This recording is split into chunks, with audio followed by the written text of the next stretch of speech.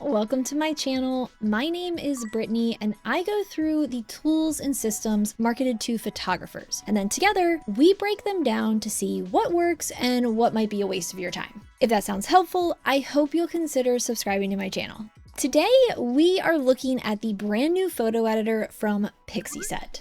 Yes, Pixieset. If you're not familiar, Pixieset is an online client gallery service that also handles websites, contracts, and invoices. Basically, the business side of running a photography business. So when I saw the initial announcement email for the photo editor, my first thought was, this is pretty different for them. And then when Pixieset reached out about a partnership opportunity, I was already suited up for exploration. But partnership or not, my opinions are my own, and if something is getting in the way of my experience, I'm going to talk about it in the same way I would if it was the best experience ever. It's a bit wild because I didn't see this as the next step for the Pixieset ecosystem, but I guess when they say they're an all-in-one platform, they really want to mean it. And with everything happening in one space, it theoretically should make for a speedier workflow. With this new tool, it's not currently included in any sort of Pixieset bundle pricing.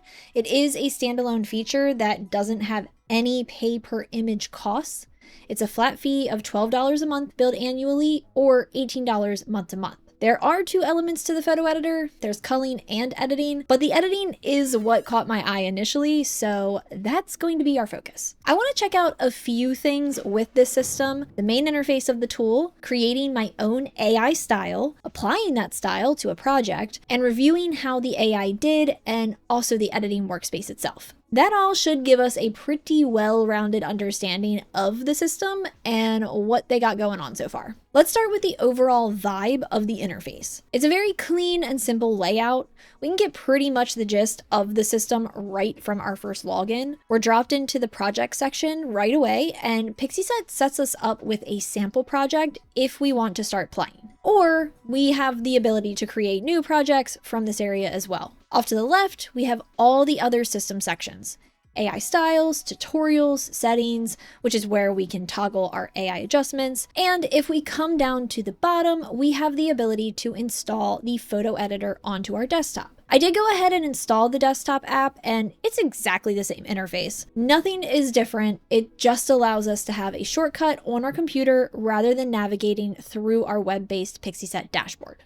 Since the interface is relatively easy to get a handle on, we can keep it moving and head into the AI styles. We do have two options here. We can either use one of the many pre-crafted styles that are offered to us, or we can create our own. The pre-made styles are rather extensive, so if you aren't sure about making your own or don't feel like the style you have now is quite the right one, there's loads of pre-made opportunities to explore here. For me, I want to bring my style into the system, so I'm going to go ahead and create my own. And from there, we can either upload up to 50 edited images for the system to process, or something I really appreciate, we can use images we've uploaded and delivered via a Pixieset gallery to craft our AI style with. Being able to utilize our already uploaded images and not needing to search or parse through storage is an incredible shortcut for those that are already using Pixieset.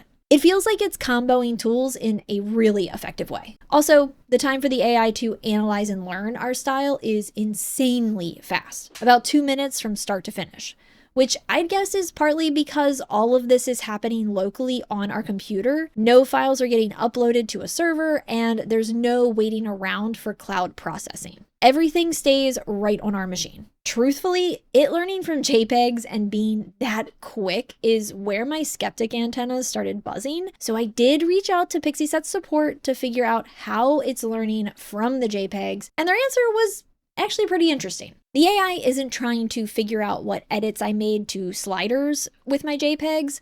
It's reading the finished images for color, tone, and contrast. Then when I give it RAWs, it looks at each one on its own and works out how to match that look, which sounds fabulous in theory, and I'm really eager to see how it does in practice. After creating my project and uploading all my RAWs, the options for culling and editing appear. Again, I'm zeroed in on the editing, and for that option, we have some bubble selections for either choosing an AI style or editing manually. Being able to edit manually is definitely a nice inclusion for photographers who might not want to dabble in the AI-ness, but still want to see what the photo editor is capable of. So I'm happy to see a manual option included. I'm going to select the AI style option, and in this pop-up, we can either select the style we've created by clicking on the thumbnail, or we can choose from one of the many ready-made styles. With my AI style selected, the next area we're brought to is Preview and Tune. This is where we can see how the style will be applied and make slider adjustments before committing to the full set. I feel like the AI style that was created for me is a bit bright, contrasty, and warm, so I'm gonna shift some sliders around until it's closer to what I'd actually deliver. Then we can hit Apply AI Style. At this point, we are given a contact sheet of all our images with the style applied, and we can start making any micro adjustments or corrections we may need. And this is the perfect opening for my normal PSA on AI stuff. Yes, you will have to make adjustments. This AI system is good, but it's no replacement for your eye. I look at these smart editors more as an assistant where I will definitely have to go through and tweak some things, just not as many things as I would if I were doing everything solo. So just keep that in mind if you decide to try this photo editor or any other smart system out. Clicking on one image brings us into the adjustment area, and wow. I think because this tool is in beta, I was relatively neutral to low on my expectations for the actual editing interface, but seeing it in action, this has the real potential to be a Lightroom disruptor. Everything we could need for editing is available in this tool, and if you're familiar with Lightroom or Camera Raw, you will feel right at home here. On the left, there's camera info, presets, and history. There's comparison options at the top of the screen with keyboard shortcuts. At the bottom, we have our film strip and flagging tools for moving through and marking our images. The available sliders on the right are all neatly organized and grouped well. They're labeled and function exactly how we'd expect. And there's also cropping, erasing, and masking capability to round everything out. There's a lot to work with here, but the interface remains tight and easy to take in. There are some things that aren't going to be super familiar though, such as this mark reference edit and lock edit. These are specialty toggles for the photo editor, and they essentially allow or disallow the AI from making any changes. The mark reference edit option makes it so that any fine adjustments we may make to the currently selected photo gets applied to the entire project album, unless images are marked with the lock edit toggle, which prevents the AI from making any auto adjustments. And any images we do make manual adjustments to do get automatically locked, so we don't have to worry about doing all sorts of tailoring and then losing our work with an accidental reference toggle. The overall results from my AI style being applied are pretty impressive. The most promising thing for me is that the AI actually did consider each image individually. It didn't just blanket apply settings or focus on a couple of major sliders. I can see it attempting to match what I normally do across all the images by looking at the sliders impacted. And comparing the AI style's work to my normal preset, yes, there are some differences in what it's doing to certain sliders, but the images themselves are in a better starting position with the AI style than with my standard preset. Of course, I have some corrections to make here and there, but like I said earlier, I go into every system of this type knowing I'll have some adjusting to do.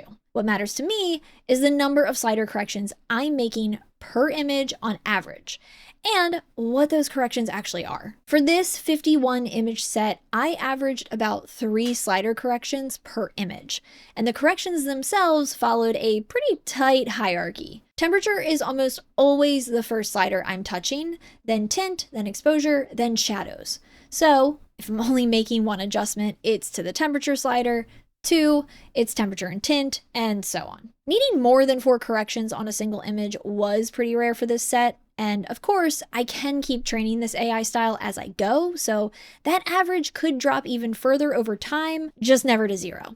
Slider corrections are all fine and dandy, but what about the editing situations that the AI can't anticipate when applying an AI style? tricky lighting, mixed color cast, busy backgrounds where we want to clean up distractions. For those, the editor has 2 Gen AI tools worth highlighting, both of which use Gen AI credits. AI Erase is the one-click option. We select what we want gone, and it tries to remove it. AI Generate is a little bit more involved. We brush over the area, describe what we're looking for in a prompt, and it generates a result. I tested both tools on the same image that needed some posters removed from a window with a busy background, and honestly, both did a great job. The results looked natural and like the posters were never there. The difference is consistency.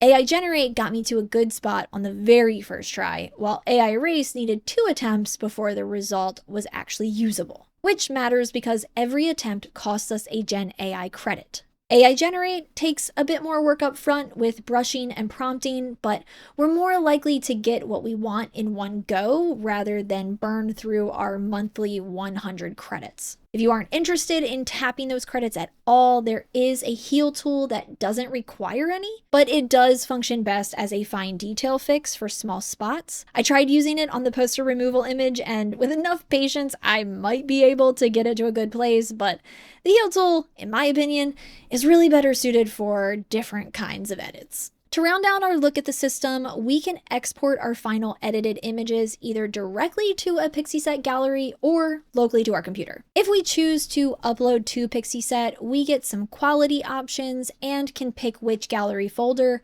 we want to send the images to. One slight annoyance I have though, after the export is completed, a window pops up giving me 2 options: train my AI style to refine it further, or view the newly uploaded images in the gallery. I was interested in the exploring and refining process, but I clicked outside the pop-up and it closed the whole thing on me. I get why some menus behave that way, but this one is actively asking me to make a choice between 2 paths. When a window is prompting a decision, it should have a clear close button, not just dismiss itself the second I click off it.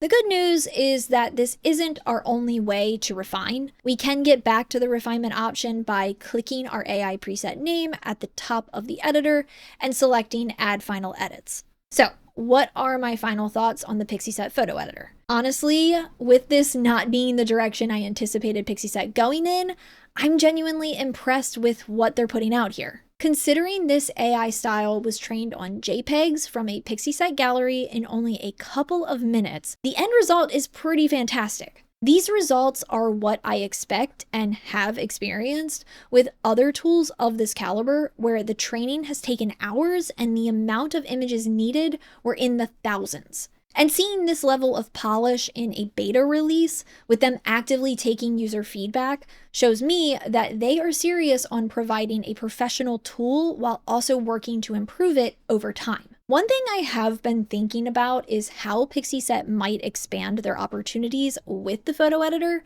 and I started flashing back to my time in school. My program required 2 things: a needlessly expensive laptop, and a pretty pricey photo processor. Even with student discounts, my measly minimum wage paychecks could barely keep up with the costs. And a lot of my classmates were already in the early stages of building their photography brands, so tool affordability mattered a lot. Pixieset's whole ecosystem up to this point has been built for photographers running a business.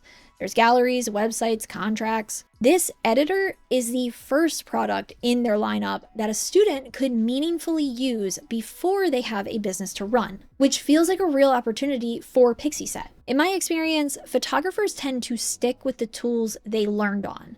And if Pixieset leaned into that with something aimed at students that incorporated affordability, I think they could build long-term loyalty with a whole new generation just from this photo editor. But that is just my opinion, and I'd love to hear yours. If you are interested in playing with the Pixieset photo editor, they do have an always free option that gives users 100 image exports. Let me know how your tests of the system go in the comments and what you'd love to see Pixieset do next. Thank you so much for taking a look at this latest addition to the Pixieset family with me. If you want to see more photo systems and products, let me know by liking this video, subscribing to my channel, and hitting that bell so you don't miss my next tech dive. Thanks again, and I'll see you in the next one.